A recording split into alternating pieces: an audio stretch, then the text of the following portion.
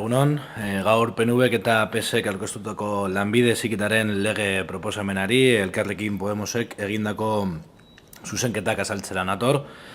Lehendabiziz, esan behar dugu, lanbide heziketaren inguruko lege berria ezinbestekoa dela, baina aurkeztutako proposamen lege txarra eta sarkituta da gure ustez.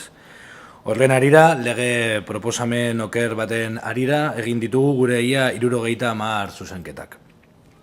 Hain zuzen ere, lanbide heziketaren sistemak, sistema produktiboaren eta gizarte osoaren alde egin behar du, lehentasun osoa sare publikoak izan behar du, eragile sozialen eta batez ere sindikatuen parte hartze loteslea sustatu egin behar du lege honek, lanbide heziketaren inklusibitatea bultzatu behar da, eta enplegagarritasuna sustatzeko iruditzen zaigu, formazioa sustatu beharra dagoela eta haren kalitatea bermatu.